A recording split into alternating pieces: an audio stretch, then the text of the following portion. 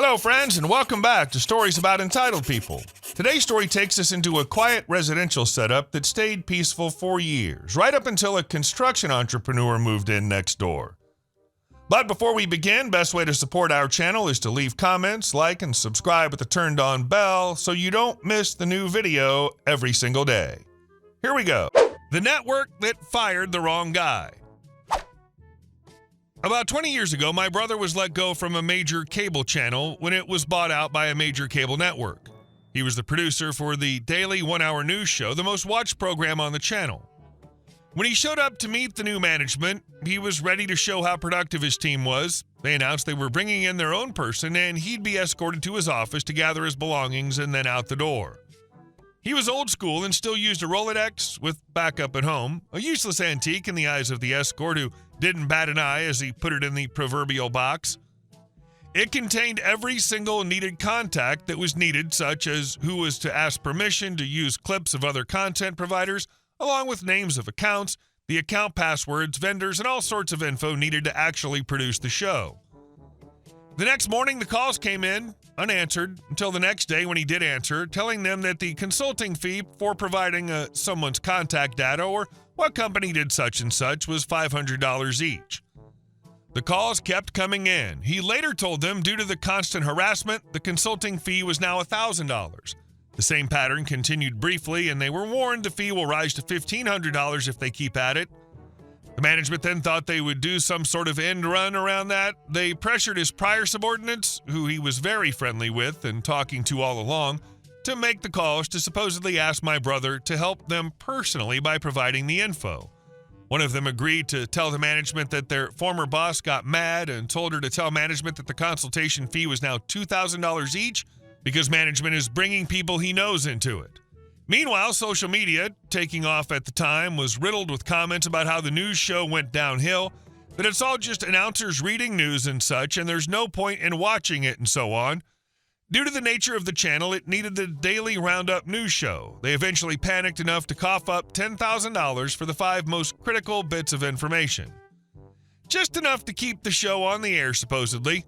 It took a year for the show to gradually recover fully to show all the usual content and such. In the meantime, a couple competitors smelled blood in the water and promoted a dedicated half-hour news roundup for the same topic, since they had some of the broader general industry contacts. So it took even longer to get much of the audience back. The subordinates were able to keep their jobs, but a couple got transferred to other departments. The news producer management brought in got let go, however. No word on why. The arrogance of thinking you got things covered when you take over a product without any transition planning is just beyond me. Human arrogance has no limits. He trashed the house next door and told me to deal with it. I live in one of those doubled-up houses where they build 2 houses adjacent to each other with mirrored layout, so we share a wall but are otherwise completely separate. For years, the house next to me belonged to a nice old lady who you never really noticed or had any trouble with. When she died and the house was resold, the troubles began. The target is someone who I'll call Jack. He owns a sizable construction business, does some real estate on the side. He buys the house and rents it to a bunch of foreign construction workers that work for his business. I say foreign because it is relevant to the story. There are rumors that Jack is doing some shady stuff to have these work for him dirt cheap by claiming that they're national workers in their native country and paying them according to that wage, not the much higher minimum wage of my country. Not exactly on the up and up, possibly unreported labor as well. Anyways, he stuffs 4 to 6 of these in said house for them to live while they work here. Now, I don't have anything against foreign construction workers, but these guys living next door have 2 traits that are very problematic. They are extremely loud, and they do not give a F about anyone else.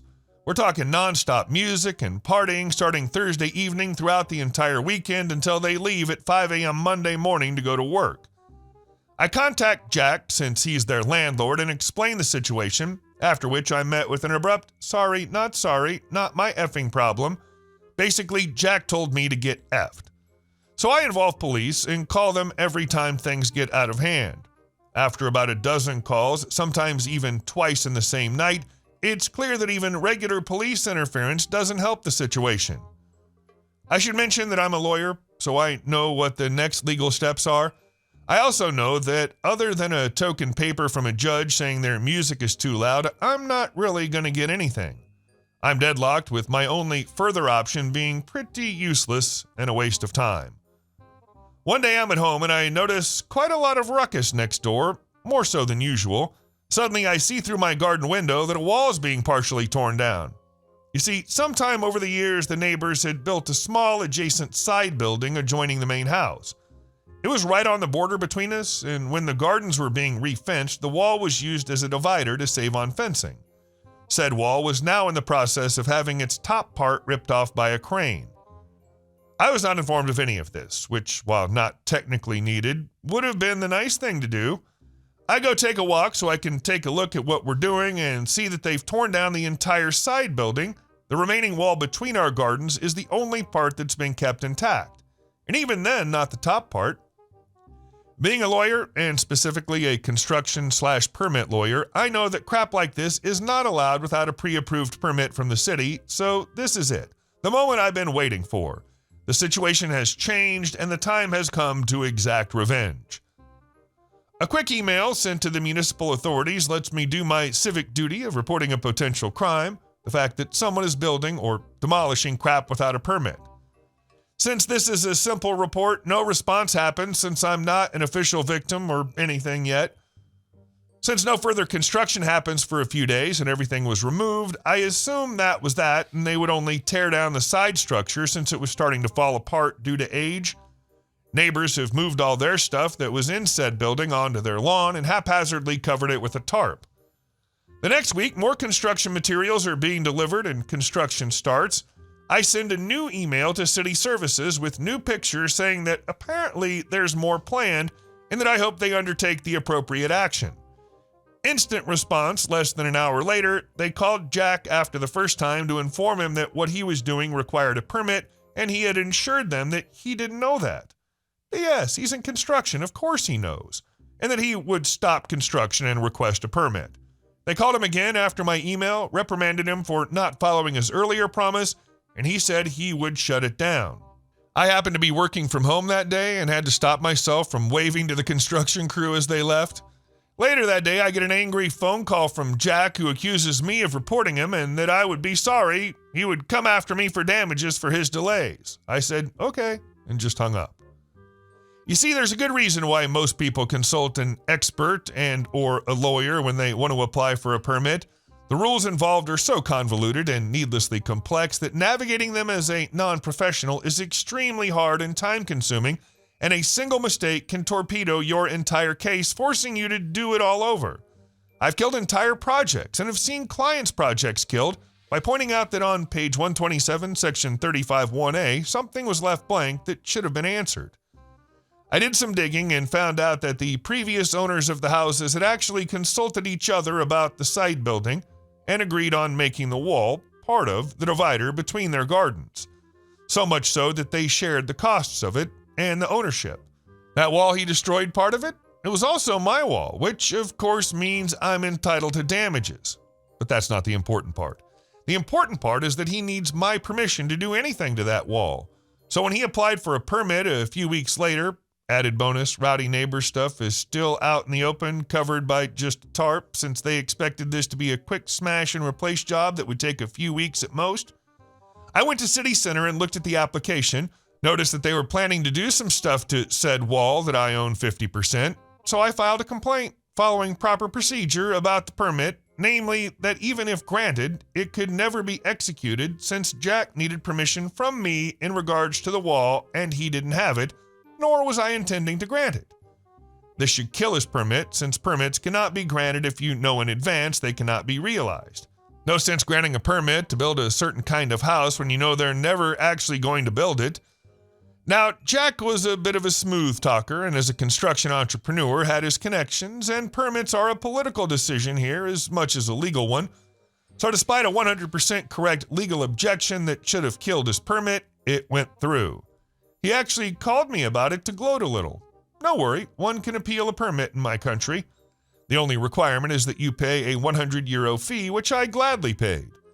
The appeal instance is a sub-national instance and does not care one bit about Jack's political ties or the half-hearted bullcrap that the city officials wrote to justify granting the permit in spite of the concerns I raised.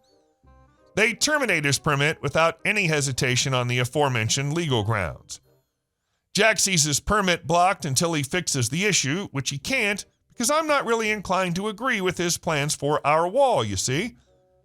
At this point, going through 2 lengthy procedures, it's been over 7 months, the neighbors have had an unfinished construction project in their yard the entire time, forced to store their stuff elsewhere, something that was always supposed to be a temporary thing for a few weeks while we build, turned into something that was taking months with no end in sight.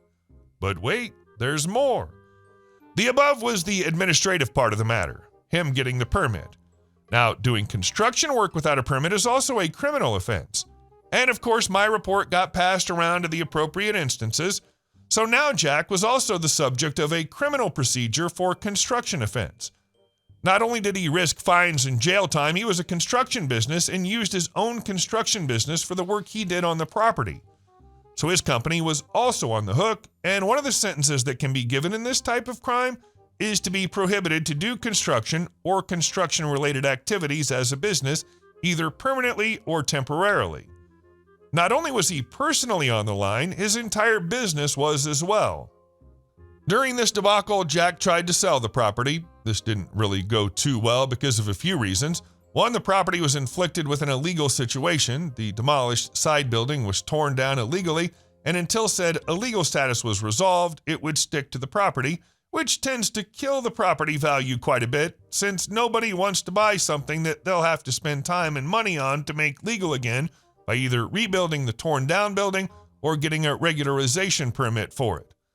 Made even worse by the fact that he applied for said permit and had it denied, so he couldn't even claim that said permit would be super easy to get. Secondly, Jack never intended to sell the property in its current state.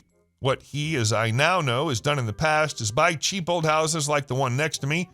He put some of his crew in it, who can't complain about the subpar accommodation.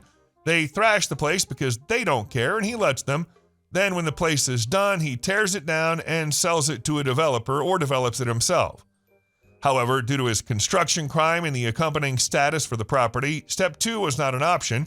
He couldn't renovate it the way it needed to be. Small renovations would not be enough, because covering the crime was always a requirement in any permit he would request for the building, and because of me, he couldn't cover it. Couldn't sell it either, because the place was trashed.